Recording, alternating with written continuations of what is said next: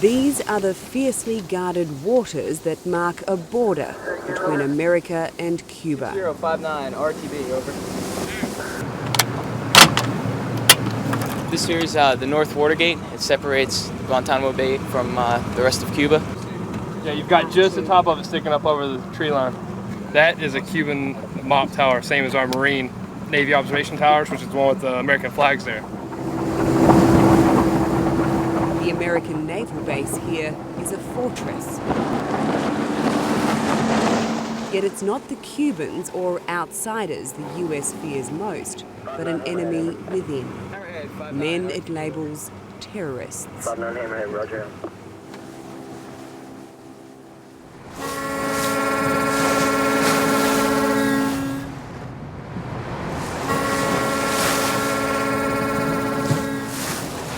All over here, that's America, Cuba, I guess you want to call it. That's Guantanamo.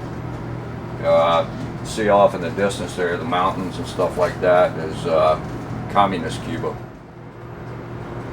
The US Navy has leased this depressingly hot, mosquito-ridden strip of land for 100 years.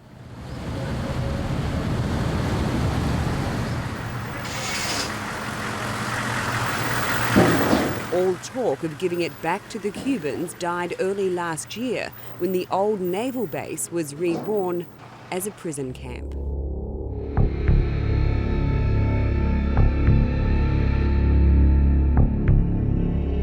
The first prisoners from the war in Afghanistan arrived in January at what was called Camp X-Ray. They and all who followed have been denied prisoner of war status by the US government, denied access to lawyers, to their families, and to the outside world. The big problem we have is that all these people are in a legal limbo.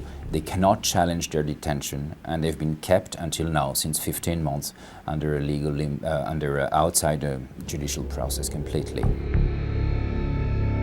More than 660 prisoners from 42 nations, accused of being Taliban fighters or terrorists. Country after country has demanded the US charge them or release them. We are of the opinion that the Pakistanis there are not hardened terrorists or criminals. They're misguided people who were caught at the wrong place at the wrong time.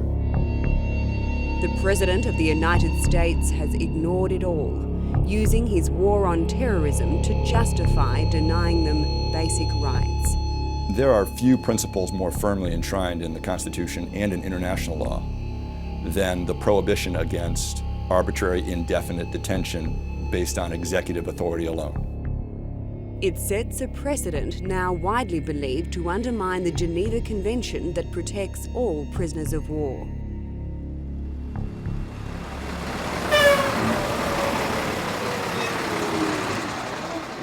In the months since the world first saw hooded and shackled prisoners arrive here, the US military has worked hard to change perceptions, replacing the tents with a more solid facility, Camp Delta. It also ensures prying eyes can no longer see the prisoners inside.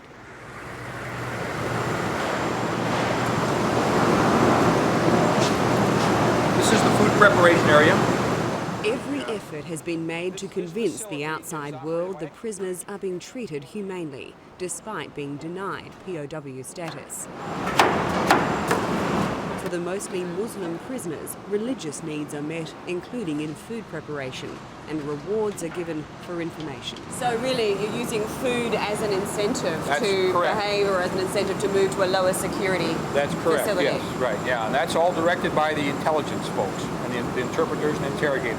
The administration's position has been that it is giving the gist, let's say, of the Geneva Convention protections. Nobody's being tortured, people are being fed properly, people are being housed and so forth, and their religious needs, for example, are being met, all of which you would associate with the Geneva Convention. I would say that they're being given what I call Geneva light protection.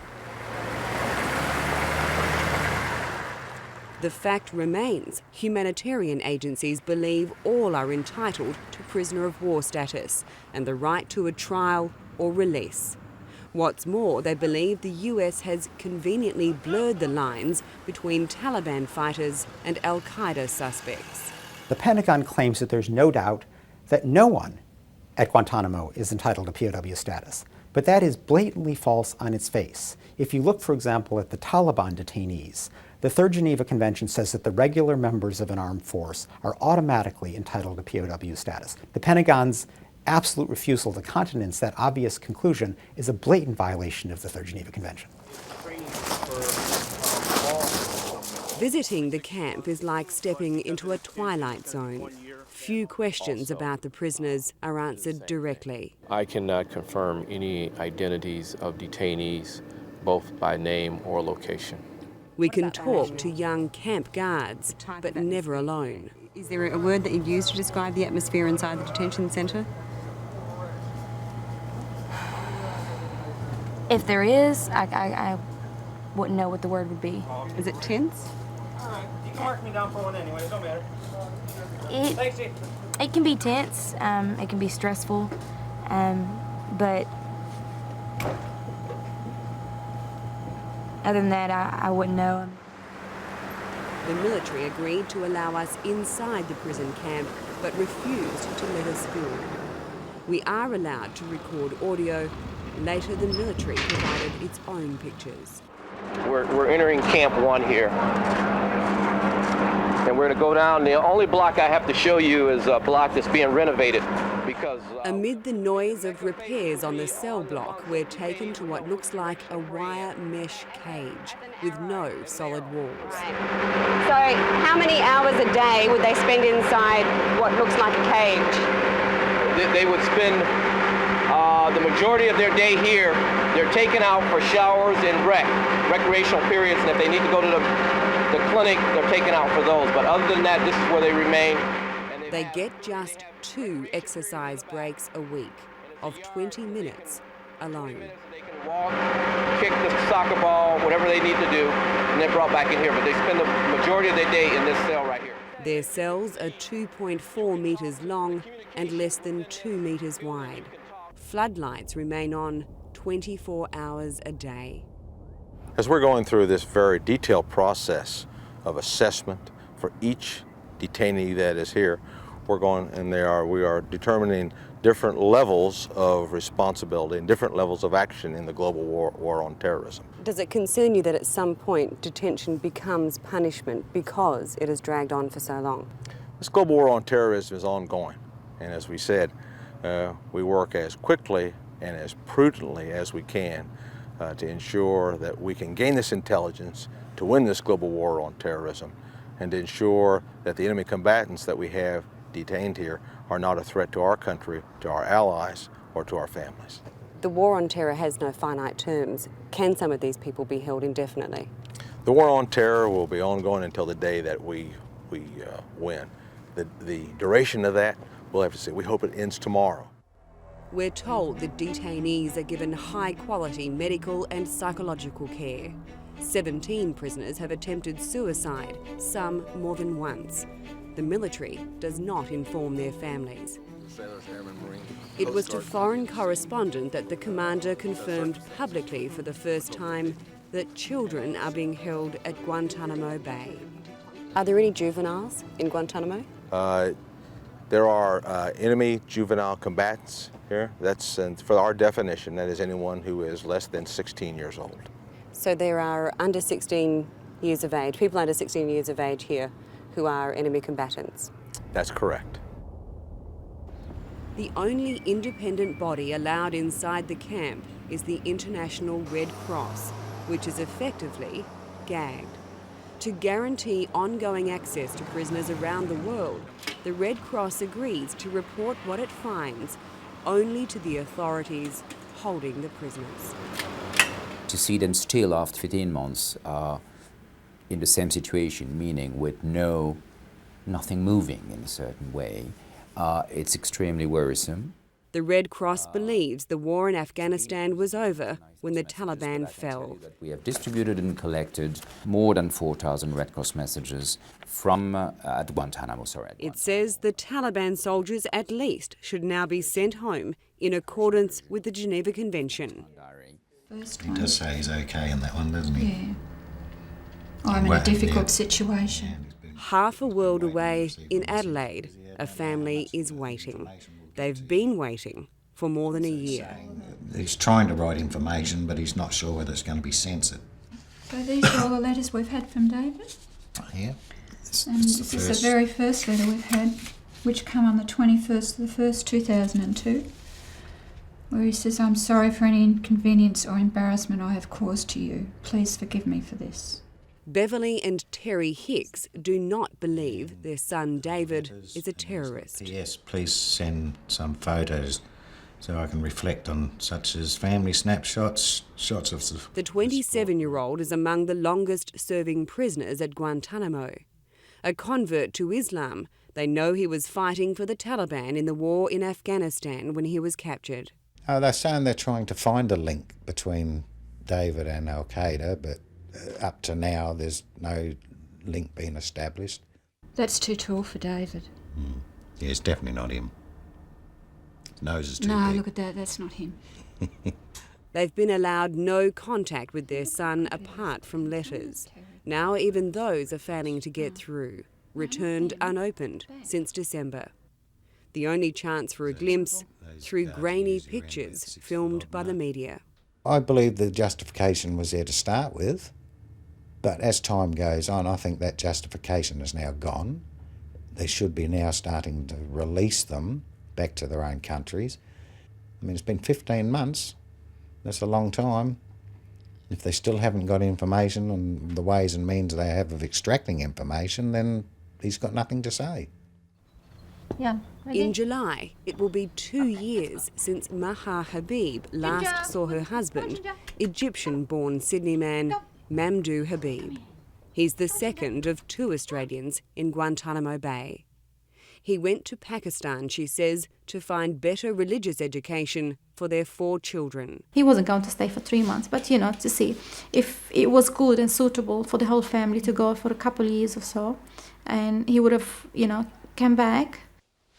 Darling, take care of yourself and your children and pray together. Assalamu alaikum. I wish to see you all very soon, inshallah. It's alleged Mamdouh Habib travelled to Afghanistan and back to Pakistan, where he was arrested and later handed to the Americans. He's been interrogated by American and Australian intelligence officials, but has received no consular assistance. He's not a terrorist. He's not. He's just a family man, a decent family man, a Muslim, okay? And he believes in his, he believes in being honest and truthful, and he's worried about his kids. I can't see anything wrong with that. That's not a crime. There have been no details given as to what he's done or why he's still being held. Make us rest. Let us rest. We just want to find out. Have they got anything against him? Show us and prove it. Is it too much to ask? Australia's embassy in Washington has close and regular contact with the Pentagon, but has refused to provide foreign correspondent with any information on the Hicks or Habib cases. The government have done absolutely nothing, as far as I'm concerned, as far as to help out an Australian citizen. And David's an Australian citizen. I'm not telling him to do a favour for me. I'm asking him to do the job, for a person who is entitled. You just give him his rights, He's an Australian citizen, all right? He's entitled to be treated like one.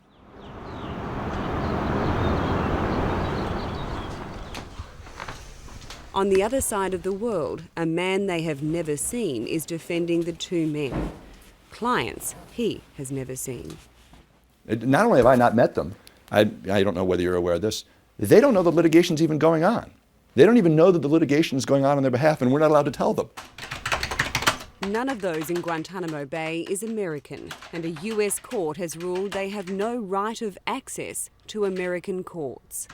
The government's position is that there is no right of any court in this country or anywhere else in the world to determine the lawfulness of their detention. That is, they can be held at the unfettered discretion of the United States military for as long as the military sees fit. And there's never been any proof of any wrongdoing at all.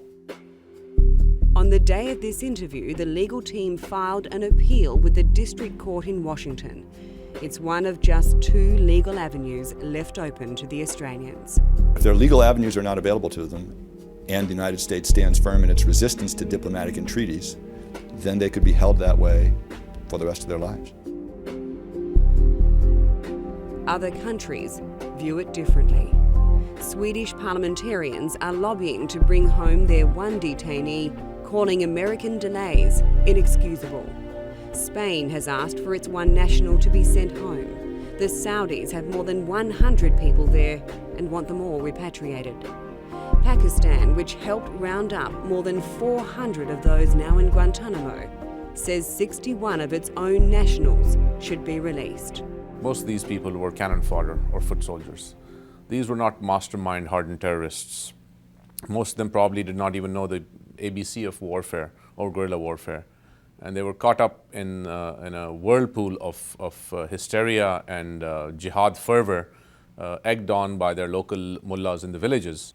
You don't just hold people by casting them into a black hole and say that no one can oversee what they do because we are the U.S. military. That's not the rule of law. That's military rule. That's what it is. At night, even the noise of a thunderstorm doesn't cover the din coming from the cells in Camp Delta.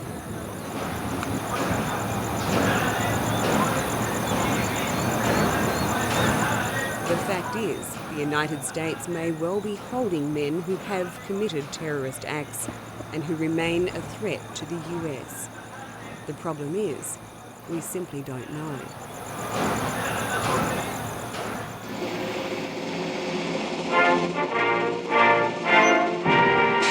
Each night, before their evening movie, the troops on Guantanamo Bay are reassured they're doing the right thing. My job is to defend my country, and there's nothing I could say or do that would make me prouder than what I'm doing right now. But the rest of the world has no such reassurances. The release of some prisoners and not others, the willingness to cast aside long-held conventions, these have caused distrust and concern. How can the world trust a process it cannot see?